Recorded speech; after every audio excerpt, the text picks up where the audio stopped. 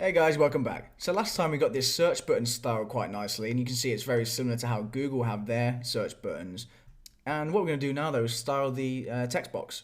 And there's not quite as much style to put in this text box as we did for the search button, but go back to our style.css and let's go ahead and create that empty style tag for us. So we're going to say search container and then search box, like that. Search container, search box. But actually what we're going to do is put another element in front of here. We're going to say main section as well. So main section space search container space search box. And the reason I'm doing that is because we might use this same class name structure in the next page, because when you search for something in Google, you'll see that we have this text box as well, and I think we might use the same names for that. So we're going to say main section because main section is only going to be on the index page.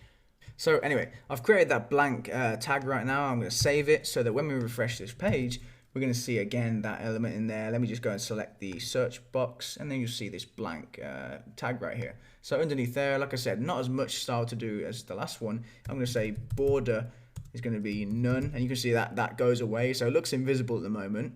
So instead of a border, what we're going to do is put a box shadow on there. And if I say box dash shadow, and in there we're going to put the properties of the box shadow, and it's easier if I type this out first and then explain it. So just follow along for now. So 0 space 2px space 2px space 0. Okay, and you see we've got some shadow around there already. And the color is going to be RGBA, and then inside there, this stands for red, green, blue, alpha. So this is the colors.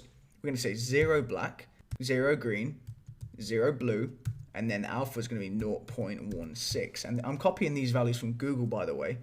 And then comma, and then we're going to say 0, 0, 0, 1px.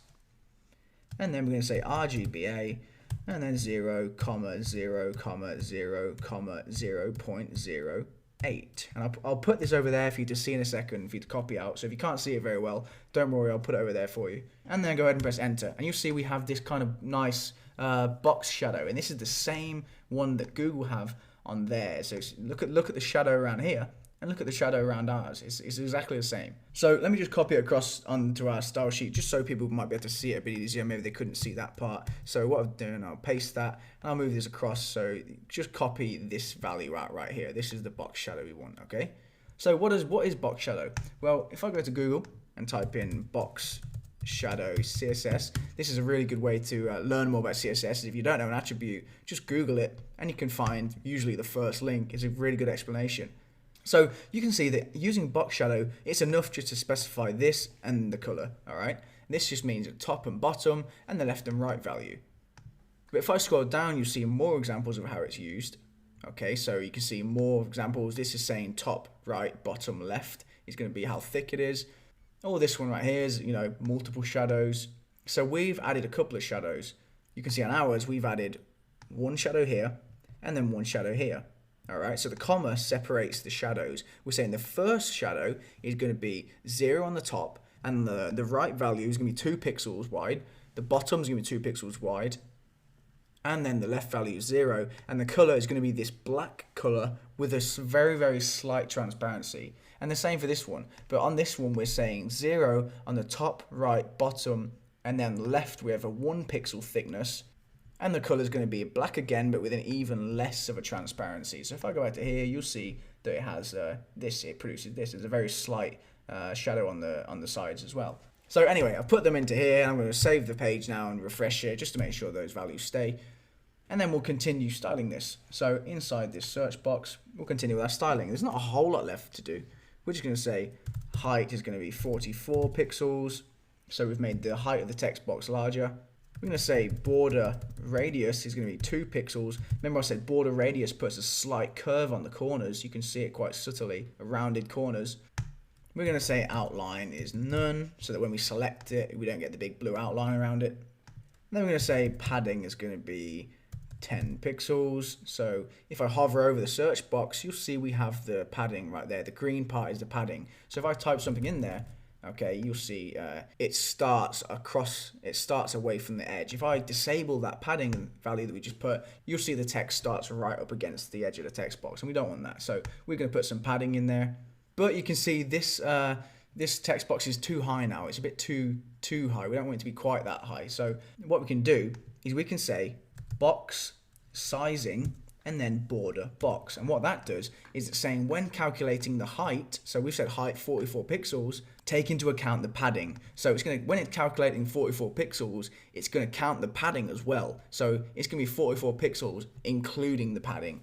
So it's just a bit, not quite as tall. Without that, it's saying height of 44 pixels and then add on any of the padding we have. So yeah, it'd be too big. So we're just saying box sizing, border box. We want to just increase the font size, and we're nearly done, by the way. Not much more to do. We're going to say 16 pixels, so it's larger text. And then we're going to say width, and let's just put something like 70%. Feel free to play around with this if you want, but you can see if I increase this value using like up and down arrows, you can see it grows and shrinks. You can use whatever you want. You can style it with pixels using these px values if you want, or you can use percentages. We're just going to say a width of 70 pixels, but we want to say a max width, so a max width of 630 pixels. So we're saying take 70% width, but if the page is really long, we don't want it to take 70% of this width, because that's going to be too big. If I disable the max width, you'll see the text box now is really wide, and we don't want that. So we're saying use 70% of the width, but don't get any larger than 630 pixels. And then the very last thing to do is just change the color. We are going to say color is going to be £, or hashtag for some of you. Just say 000, which is black. So we're just saying the color is going to be black. And that's it. We have all we need. So I'm going to copy all of that, all those styles right there. And I'm going to just copy it and paste it over all this as well, because I've copied that too. So I've just pasted over all of it. And then this is our style. If I save that and refresh the page, we are done now. We are done with this. The only thing we need to do now is just change the logo to our own one, and then add a very small amount of style to the logo. But for the most part, we are done. It's just a very small amount left to do on this page.